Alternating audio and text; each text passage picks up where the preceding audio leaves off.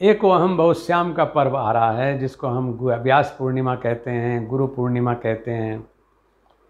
इस दिन एक गुरु अनेक शिष्यों में अपने आप को घोल देता है।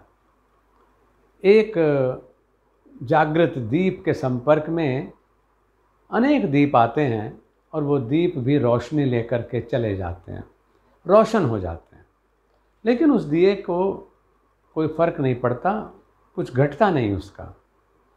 ऐसे ही प्रकृति में भी यही काम होता है कि एक पेड़ लगा हुआ है, अनेकों फल उस पर से गिरे, हमने और आपने उनका रसास्वादन किया और फिर उन अनेक गुठलियों ने अनेक उस जैसे ही पेड़ पैदा कर दिए। प्रकृति, इस समय वर्षा का मौसम चल रहा है, प्रकृति अनुकूल है।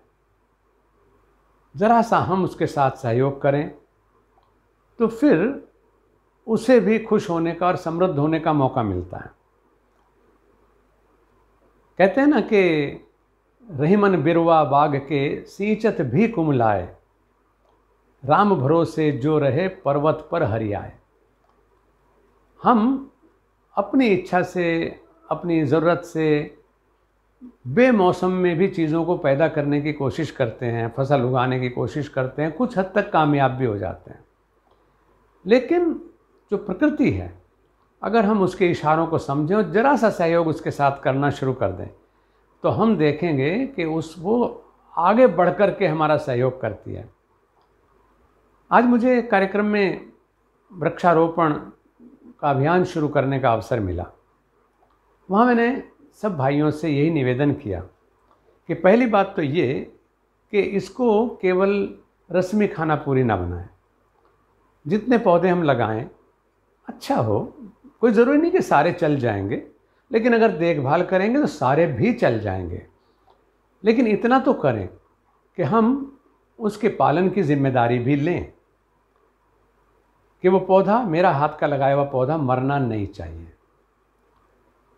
दूसरी बात ये भी कि हम सब इस अभियान के, क्योंकि अगर वन की रक्षा नहीं होती है, अगर जलवायु पवित्र नहीं होती है, यानी जल भी पवित्र चाहिए, वायु भी पवित्र चाहिए, तब जाकर के हम स्वस्थ जीवन जी सकते हैं।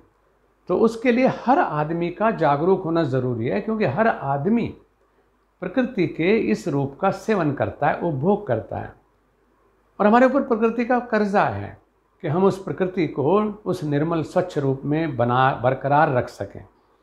तो उसके लिए हम सब लोग सहयोगी हो सकते हैं। वहाँ मैंने ये कहा, मैं आपसे भी ये बात कह रहा हूँ कि आजकल देखो, छोटा सा काम करके भी बहुत बड़े परिणाम हम ला सकते हैं। हम लोग आम के फल का सेवन कर रहे हैं, हम जामुन के फल का सेवन कर रहे हैं, हम बहुत सारे फलों का रसास्वादन कर रहे हैं, लेकिन जो उनकी गुठलियाँ हैं उनको हम कूड़े में डाल देते हैं, यानी डस्टबिन में डाला और फिर डंप कर दिया। उनको आगे प्रोसेस होने का मौका नहीं मिलता। गुरु जो अपनी ऊर्जा लगाता है शिष्यों में, तो वो शिष्य फलीभूत होते हैं, विकसित होते हैं। तो ऐसे ही अगर हम जरा सा ध्यान कर लें कि जो फल हमने खाए, तो उनकी गुठलियों को डब्बे में, घर के कूड़ेदान में न डाल करके घर से बाहर निकलें, घूमने जाएं, थोड़ी देर के लिए ड्राइविंग के लिए निकलें, तो सड़क के किनारे आप देखते हैं कि काफ़ी रास्ते ऐसे हैं जहाँ पर नमी है सड़कों के ज़मीन पर, और वो ज़मीन जो है नरम है। तो अगर आप ऐसे ही उन जगहों पर वो फेंक दें, गुठलियों को फेंक दें, आम की, जामुन की, अन्य गुठलियाँ भी, तो निश्चित रूप से, क्योंकि राम भरोसे हैं, तो वो जड़ पकड़ जाएंगे। और आप हो सकता है कुछ समय बाद उधर से निकलें तो आप देखें एक पादप, यानी धरती का सीना फाड़ करके बाहर खड़ा हुआ दिखाई देगा आपको कि मुझे इस धरती ने जन्म दे दिया है, प्रोसेस कर दिया है। और आपको ये श्रेय मिल जाएगा कि आपने एक फलदार वृक्ष, एक छायादार वृक्ष दुनिया को दिया, समाज को दिया। हमारी ज़रा सी जागरूकता थी कि हमने बीज को मरने नहीं दिया, बस इतना काम किया है। उसको सही जगह पर हमने छोड़ दिया है, हमने उसकी भले ही देखभाल भी नहीं की, तो भी क्योंकि वो राम भरोसे है तो वो निश्चित रूप से फलेगा और उस पुण्य का लाभ हमें मिलेगा। तो आइए इस वृक्षारोपण अभियान को ये ना सोचें कि जो लोग सरकारी योजना के अंतर्गत इसको कर रहे हैं ये उनकी ही जिम्मेदारी है। उनका तो हम धन्यवाद करते ही हैं कि सरकार ने इतने पेड़ लगाए, लेकिन हमने क्या किया?